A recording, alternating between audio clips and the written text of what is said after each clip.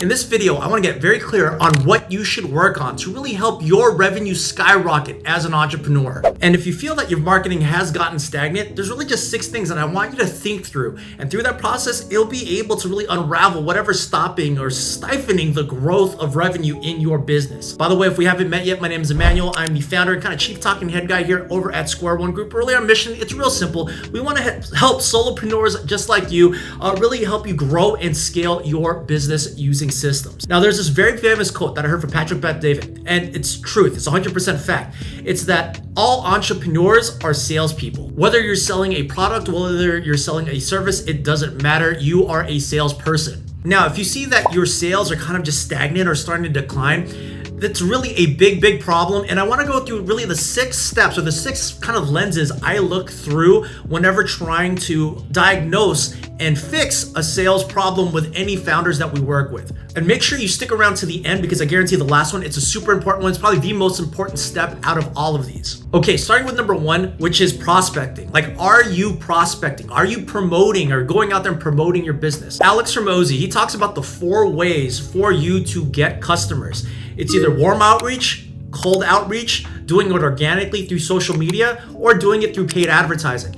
If you're not doing all 4 of these, then hey, you need to start doing it. Now, to break down each one of these 4 ways to get customers really briefly with you, number 1, starting with warm prospecting. This is reaching out to people that you actually know and just asking them like, hey, are you suffering from this problem? Can I help you? Cold outreach, this is just straight up cold calling, picking up the phone and just pounding the numbers and just dialing and, having a conversation with a heck of a lot of people, because eventually at this point, it's really just a numbers game. Eventually all of those no's will turn into a yes. Now, the next way is doing this organically through social media. Are you creating content? Are you posting content on a regular basis? Are you showing up in the marketplace? Because the bottom line is the more frequently that you show up, the more mind share that you're going to get inside of your ideal client's head. And then lastly, there's paid advertising. This is like using Google or Facebook ads or even LinkedIn ads.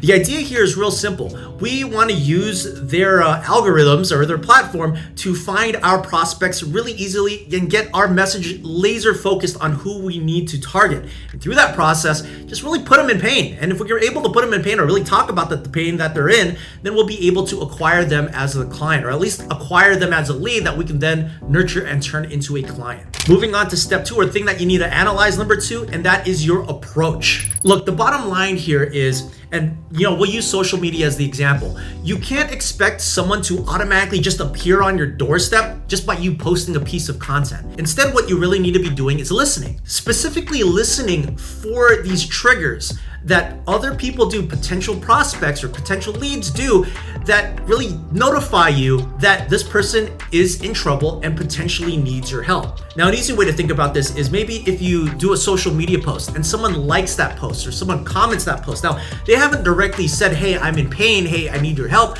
but they liked it or maybe they commented on it because you said something that really resonated with them. Now, it's your job, it's your duty to actually take the next step and reach out to that person and have a conversation with them. Really find out who they are, what they're about, what pain they're in, and then see if you can diagnose their pain and then prescribe yourself as the solution. Moving on to number 3, which is the presentation. How are you presenting your offer? How are you presenting your solution to the marketplace? Look, I'll tell you right now, if you're having conversations with leads and prospects and you're just not closing enough of them, chances are it's because you don't have any structure, any flow inside of your sales scripts and your sales process. So what I highly recommend you do is to really sit down and analyze what are the different steps or the journey that you take someone through when you're having a sales conversation with them. And let me break down my process that you can just steal. By all means, take it, run with it. It goes like this. Number 1 is to first identify what their goal is. Like, where are they trying to get to? Because it's easy to reverse engineer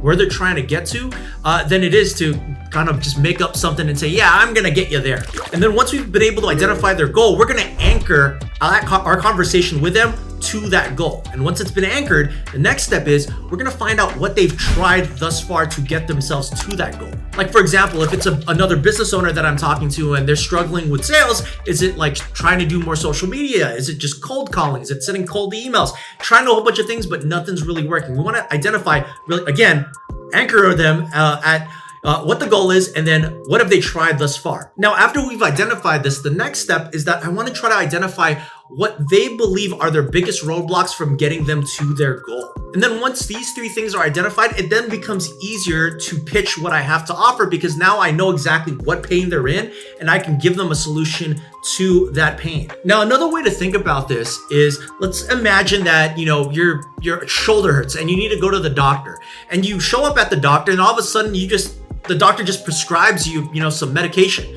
Don't even know what it is, don't even know what it does, but the doctor just force feeds it to you.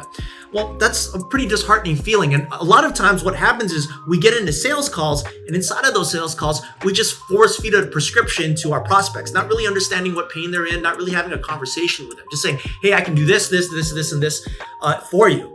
Instead, what I want you to do is actually be a doctor and diagnose the symptoms that they are currently feeling or facing. Really ask them like, hey, how are you feeling? What have you tried? Why do you feel this way? What else haven't you tried? What else is really stopping you? Really go in there, get deep, listen, pay attention to what they're saying, because through that process, then it makes more sense to prescribe a solution.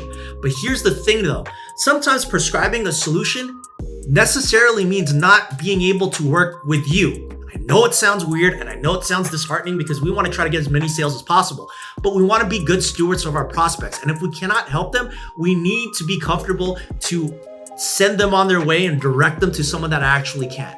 That just builds some goodwill. It builds a ton of trust.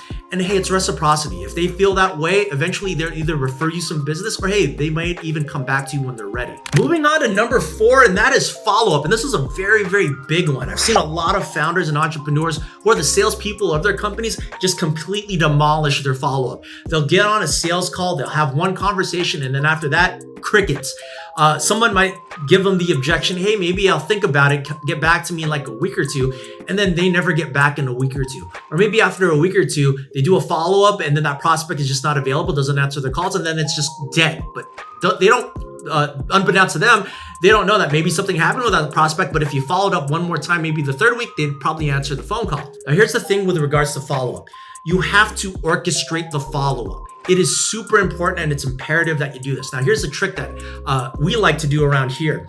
After every sales call, we give or take about a month. And in that month, we have a drip email sequence that happens. Like maybe an email every 2 or 3 days. Actually, it's a mixture of emails and text messages every 2 or 3 days.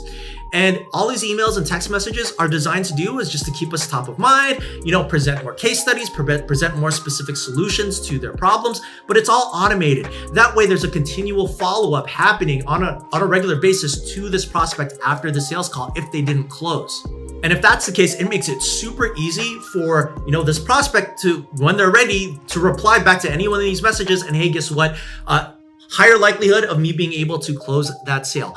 By the way, if all of this sounds really cool to you and you're really struggling of like figuring out like, how the heck do I set up a follow-up sequence after a sales call, or maybe I need some help with structure for setting up a more streamlined sales call, hey, more than happy to strategize with you. Right under this video, there's a link to book a quick 10-minute brainstorm session. Happy to chat with you, happy to jam with you, see if we can maybe strategize and help you out. All right, moving on to number 5, step 5 is we need to make sure that we have a solid referral engine within our business. Bottom line, there are 2 of the best times to ask for a referral from a existing customer. And they are gonna, when you do this, it's likely gonna, increase your ability to acquire more customers tenfold. Time number 1 is right after the sale. No one likes to go on journeys by themselves. So simply after you close on a sale, ask this brand new customer or client, like, hey, do you know anybody that maybe might be interested in doing this thing or buying this thing or going on this exact same journey with you? Because sometimes it's fun to do it with someone else than doing it alone. And if that's the case, many times, if they have someone in mind, they're gonna immediately refer you. And time number 2, when it's a great time to ask for a referral, is right after the TTFW. TTFW stands for time till first win. Now, within whatever sequence you have for your program, your service, your business, your product, whatever makes them, what we're really trying to identify is whatever makes them feel good, whatever hits them with that first kind of quick injection of dopamine. Identify when that happens. Is it like a day after they bought? Is it a week after they bought? Is it a month after they bought? But whatever you identify that happens, what you need to be doing is reaching out to this customer and saying like, hey, I just see that you just got this brand new win or you just got this huge success, hey, would really appreciate it. Do you know anybody that you think could, value the same exact kind of success or feeling that you have now? And chances are when they're in this high, they're going to be feeling a bit of reciprocity and be like, oh, you helped me do this. I want to help someone do the exact same thing. Well, hey, let me tell you about my friend John or my friend Joe.